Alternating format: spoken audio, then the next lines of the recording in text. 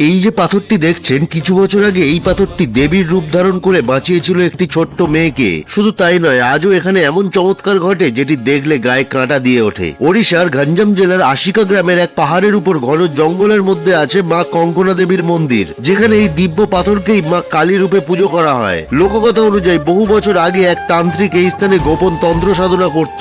সে পাশের গ্রাম থেকে একটি ছোট্ট মেয়েকে ধরে এনেছিল বলি দেওয়ার জন্য, যাতে তার একটি গোপন কার্য সিদ্ধি হয়। কিন্তু তখনই এই বিশাল পাথরটি মা কালীর রূপ ধারণ করে এবং সেই তান্ত্রিককে বধ করে। এই খবর জানাজানি হতেই আশেপাশের গ্রাম থেকে প্রচুর মানুষ এসে এখানে মন্দির নির্মাণ করে এবং সেই পাথরকেই মা কালী রূপে পুজো শুরু করে। মায়ের নাম দেওয়া হয় কঙ্কনা দেবী, মানে শক্তি ও সুরক্ষার প্রতীক। যেই চমৎকার আজও ঘটে সেটি হলো 57 ফুটের এই বড় পাথরের খুবই সামান্য অংশ নিচে ঠেকে আছে। প্রত্যেক অমাবস্যার রাতে এই পাথর একা একাই নড়তে থাকে। কোনো মেজর সাপোর্ট ছাড়াই এত বড় পাথর কিভাবে বছরের পর বছর সোজা হয়ে দাঁড়িয়ে আছে, সেটাই সবচেয়ে বড় চমৎকার। মান্যতা আছে এখানে মা কালীকে ভোগ নিবেদন করলে জীবনের সমস্ত বিপদ কেটে যায়। তাহলে ওড়িশা গেলে এই রহস্যময় মন্দির থেকে অবশ্যই ঘুরে আসবেন।